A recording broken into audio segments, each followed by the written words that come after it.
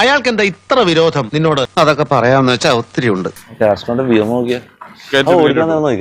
അയ്യോ, അത് വാ തുറന്ന് അദ്ദേഹത്തോട് അങ്ങ് ചോദിച്ചാ പോരെ. ഒന്നും തോന്നരുത്, ഒരു കുസൃതി ചോദ്യം ചോദിച്ചോട്ടെ. നാറ്റിക്കല്ല ഒറ്റ റൗണ്ട് ഓടിക്കണ്ട. ഒറ്റ റൗണ്ട് മാത്രം ഞാൻ തരൂല, എന്നെ കൊന്നാലും തരൂല. അങ്ങനെ പറഞ്ഞ എങ്ങനെ ശരിയാവുക? ഒറ്റ റൗണ്ട് ഒന്നും ചെയ്യില്ല ഒറ്റ റൗണ്ട് വാ. ചതിക്കരുത്, എന്റെ പ്രസ്റ്റീജ് പ്രശ്നമാണ്.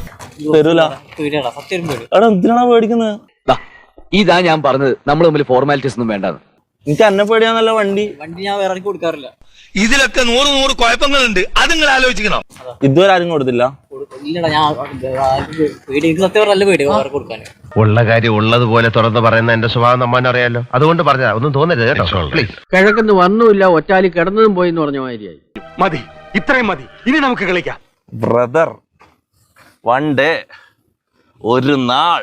പോത്തിന്റെ പുറത്തെ കാക്ക, കാക്കയുടെ വിശപ്പൻ തീരും, പോത്തിന്റെ കടിയും മാറും. അല്ലേ മാത്യു?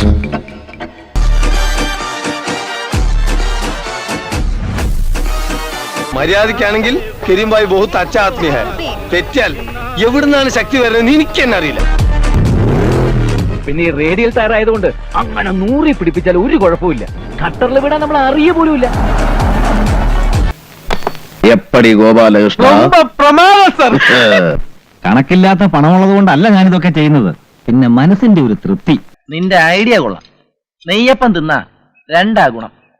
അപ്പം തിന്നാം, കയ്യിലാവുന്ന എണ്ണ തലയിലും തടവാം.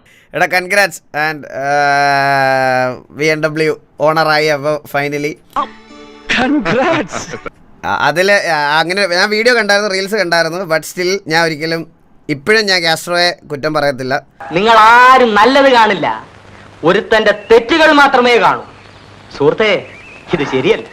ലൈക്ക് അത് പേഴ്സൺ ടു പേഴ്സൺ വേരി ചെയ്യുന്ന ഒരു കാര്യമാണ്. നമുക്ക് ഇഷ്ടമുള്ള സാധനം വേറൊരാൾക്ക് കൊടുക്കണോ വേണ്ട എന്ന് തീരുമാനിക്കുന്നത് നമ്മൾ തന്നെയാണ്.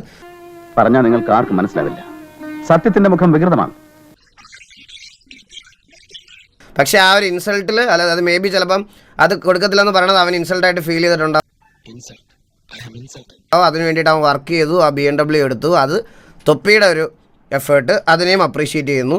ഒരു നാണയത്തിന്റെ 2 വശവും നമ്മൾ നോക്കണമല്ലോ. ഇല വന്ന് മുള്ളിൽ വീണാലും മുള്ളി നിലയിൽ വീണാലും ചീത്തപ്പേരൊക്കെ മുള്ളിന്.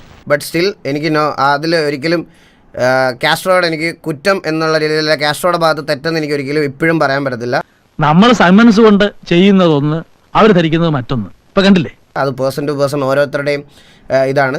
നമുക്കിഷ്ടമുള്ള കാര്യങ്ങൾ, നമ്മളെ അധ്വാനിച്ച് മേടിച്ച സാധനം ഒരാൾക്ക് കൊടുക്കണോ വേണ്ട എന്നുള്ളത് ഒരാളുടെ ഇൻഡിവിജ്വൽ തീരുമാനം മാത്രമാണ്. എന്നെങ്കിലും നീ ഇതെല്ലാം മനസ്സിലാക്കണമെന്ന് മാത്രമേ ഞാൻ വിചാരിച്ചുള്ളൂ. അത് ഇത്തരത്തിലാവുമെന്ന് ഞാൻ പ്രതീക്ഷിച്ചില്ല. സംഭവിച്ചതെല്ലാം നല്ലതിന്, സംഭവിച്ചുകൊണ്ടിരിക്കുന്നത് നല്ലതിന്, ഇനി സംഭവിക്കാൻ പോകുന്നത് നല്ലതിന്.